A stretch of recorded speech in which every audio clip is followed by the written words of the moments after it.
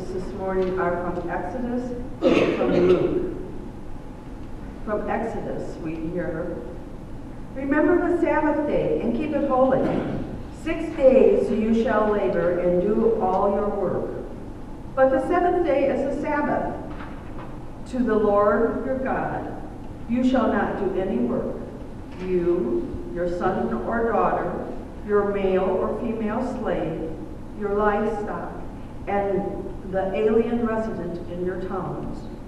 For 6 days the Lord made heaven and earth, the sea, and all that is in them, but rested on the seventh day. Therefore the Lord blessed the Sabbath day and consecrated it."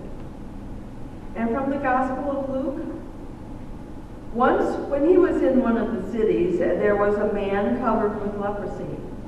When he saw Jesus, he bowed with his face to the ground and begged him, 'Lord, if you choose, you can make me clean.' Then Jesus stretched out his hand, touched him, and said, 'I do choose. Be made clean.' Immediately the leprosy left him, and he ordered him to tell no one. 'Go,' he said, 'and show yourself to the priest. And as Moses commanded, make an offering for your cleansing for a testimony to them.' But now more than ever the word about Jesus spread abroad. Many crowds would gather to hear him and to be cured of their diseases, but he would withdraw to deserted places and pray." The word of God for the people of God.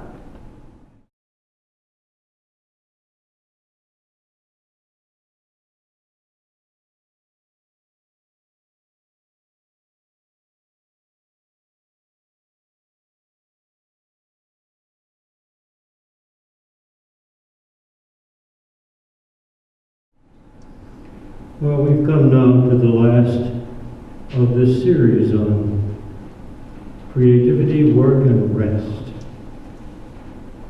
And we have the story of the creation. And we have God resting. It's a bit odd, isn't it, when you think about it? God created heaven and earth and all things, and then God rested. Do you suppose he was tired? God certainly didn't need recuperation after that. There must be other reasons. And it's really very clear, because when God finished the work of creation, God said it's good, it's very good. Which means that God wanted to sit back, contemplate, examine what had just come into being, appreciate it, love it, and enjoy it. I think the important thing to see here is that God reveled in what God had done. I have just done this and I love it. We know that God is love, and God made the creation out of love. And God loved the creation that God had just made, but he hoped, he yearned for that creation to love him back in return. But there's more too, isn't there? Because God commands the Sabbath. And it's interesting to remember that this passage is part of the Ten Commandments, considered central to the whole story of the origins and the development and the identity of the Jewish people. This was important stuff. And God commands the Sabbath. Remember the Sabbath day and keep it holy, because I have blessed and consecrated it. Now that holy is interesting, isn't it? Keep the Sabbath holy. What is holy? Holy, of course, in its origins, means set aside for God. Something that is associated with God, that takes us to God, that brings us to God, that unites us with God. These are the things in life that are holy. And all of us have had experiences, I'm sure, that we would consider holy because they bring us to God. I can think back on my experience, and one associated with religion and church was when I was in school and went to a national conference of the student volunteer movement. You probably don't remember that. But that was an organization of students who were considering or who were planning to do missionary service. And I had been thinking about it because of things I'd heard about in college. And I went. And it's very interesting that during the times of worship at that conference, there were many sermons and many presentations, but I remember one thing. A man stood up one morning and sang, "Were you there? When they crucified my Lord, were you there?" And he was black. And he sang that like I've never heard anyone sing anything before or since. It was amazing. And I still draw inspiration from that, although it was way, way back in my student days.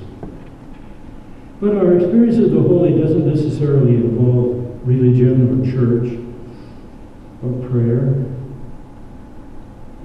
though it is prayer of a kind.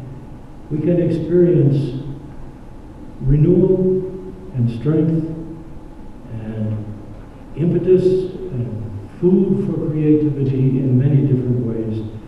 We experience it in our morning walks, in the wonderful natural world of this corner of the world where we live.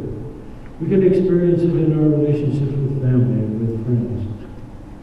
We can, of course, and often do experience it in our own worship, meditation, devotions, reading the Bible and other literature. The holy can be any number of things that bring us to a feeling of identity with God, and they give us strength and renew our spirits. Years ago, I went to the Grand Canyon, but it was a mixed experience. I went with my sister and her husband and their 4 boys, who at that time were ages 3, 5, 7, and 9. We spent the whole day driving up from Phoenix in that car with those 4 boys. It was an experience. And they had something called a Nimrod, which was a little trailer pop-up tent. And all of us stayed in that tent that night. And then the next day we went to see the canyon. Well, I was not really fit for looking at anything this morning. But when I got to the canyon, I was overwhelmed by the majesty of that place. And that was a renewing experience. That was the kind of rest we are talking about that enables us to be productive, to do creative work in our lives. And I remember another time, much later, Janelle and I went with another couple who were dear, longtime friends of ours on a trip to France in 2003. Now you may remember 2003 was the year of the Iraq invasion. That was the time when in Washington, in the Washington government dining rooms, they were serving freedom fries with their hamburgers. France was very critical, very upset, very angry with the United States because of that invasion. And people told us before we went, be careful. It's not going to be pleasant. It's going to be difficult. You may get attacked. So we arrived in France and discovered that the French were, if anything, extra friendly to us. and made our experience there very pleasant. And among the many things that were outstanding and renewing and empowering on that trip was one afternoon in Paris. We saw a poster that there was a concert that afternoon, and we bought tickets and went. If you know Paris at all, it was in the Sainte-Chapelle, which in the old days was the king's private chapel. It is one of the most gorgeous buildings on earth. It is a very small place, maybe the size of this sanctuary.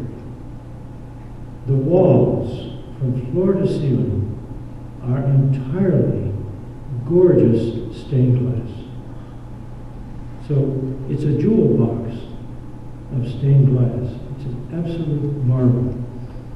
We went at the end of the day, just as sunset was beginning. The sunset light was coming in through those windows and was gradually fading as the concert went on. And a positively marvelous small concert group, a small orchestra of Parisians played, as it happened, some of my all-time favorite music. It was a moment like no other. Everything. We were with dear friends. The physical surroundings were remarkable, and the music was gorgeous. That was a holy experience, and I still get the shivers when I think about it, and it prods me to the kind of creative life that we've been talking about these weeks in this series. Then we have the reading from Luke, and it's very interesting because it says Jesus would go to deserted places to pray.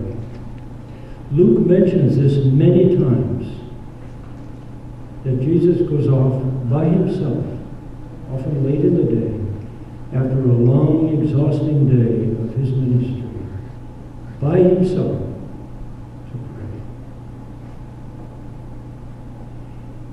So when God comes to us in human form, in Jesus, God shows us the pattern of human life that we should be following, the ideal pattern of human life. And it is an oscillation. It is a rhythm. It is a life that has a balance and a rhythm. If we are going to be creative, if we are going to be loving in our service, then we need renewal.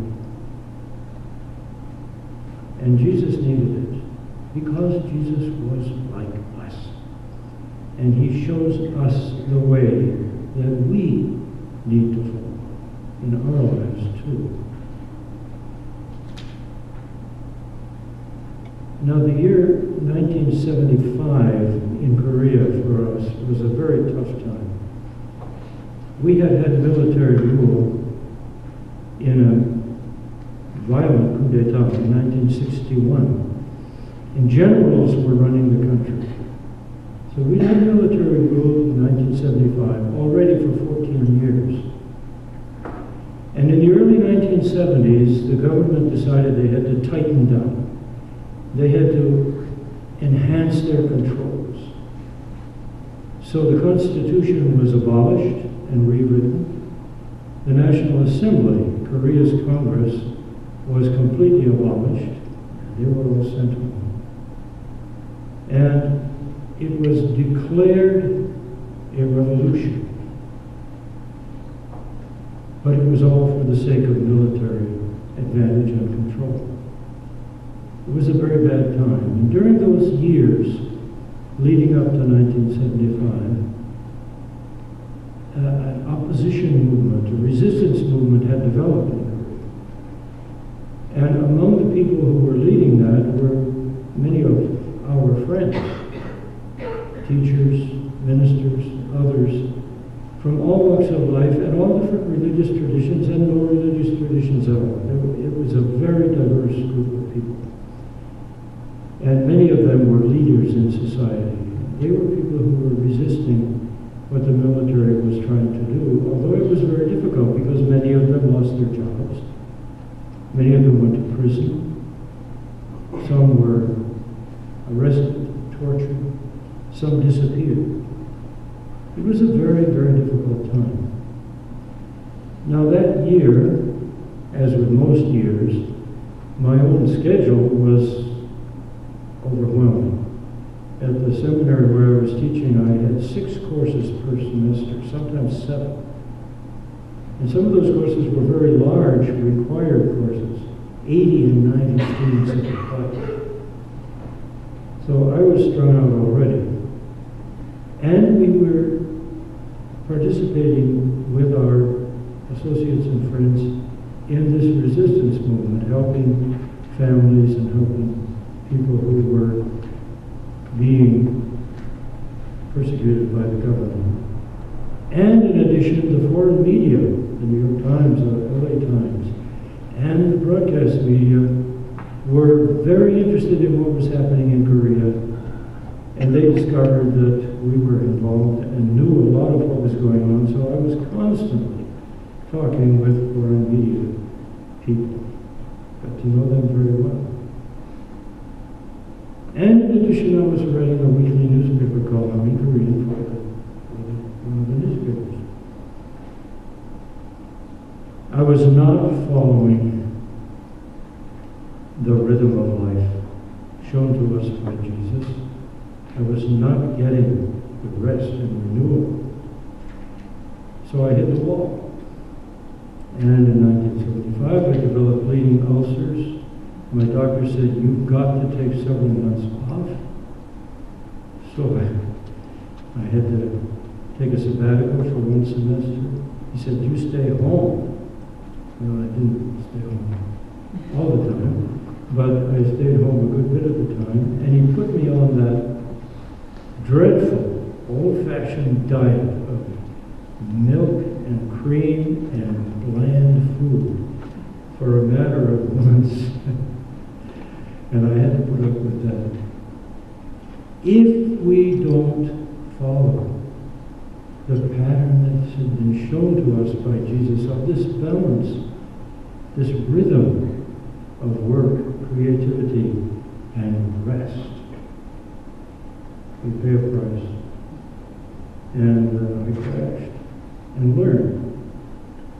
By contrast, one of the people that I knew best, he and his wife were very close friends of Janelle and me, was a poet by the name of Pak Tu-jin, and one of the most eminent literary figures in 20th century Korea. And I had translated and published already a book of his poetry translated into English. His life, even though he was persecuted by the government, even though he lost his job, even though he was suffering terribly, he knew what to do. He had many interests in life that allowed him rest and recuperative and renewing times. He loved to hike the mountains. He collected, this is an Asian thing, he collected decorative stones that he would find in creek beds. He went all over the country looking for them and had a collection of hundreds of them. He raised orchids. He had many things that provided for him that kind of rest and renewal, an alternative to work and creativity. But he was extremely productive as a poet.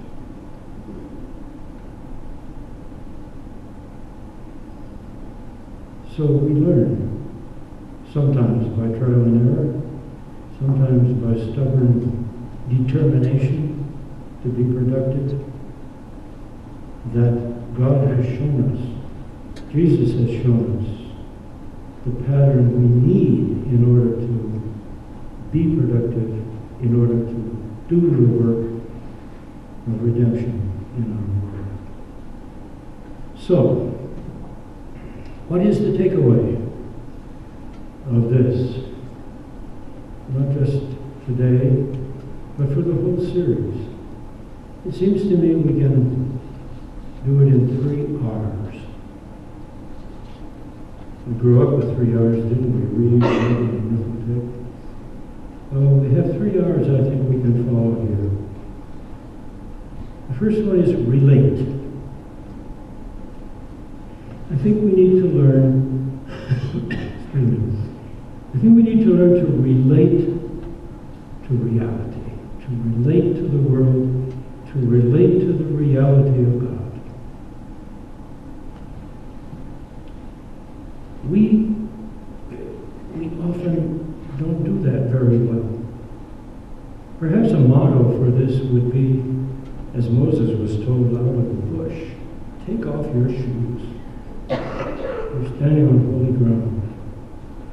All ground is holy ground. All places are holy places if we will but discover it. So we need to remove those things.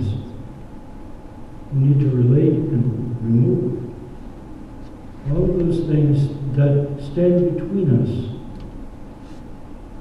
and a vital, living, deep relationship with reality. I think that's why so many people, younger people, like New Age religion. They like the Buddhist concept of mindfulness. They like yoga. Things that focus on the reality that is right next to us all the time, which we tend to isolate ourselves from rather easily. Relate. Renew. Well, that one's a little more straightforward, isn't it? We need to put ourselves in places, we need to find opportunities where we can draw on the immense resources of the world's traditions, where we can be fed by music and literature, the Bible, worship, prayer. So many things we can take advantage of that will enlarge our spirits, that will feed our souls. So we need to find and observe these opportunities for renewal. And the third is reach out.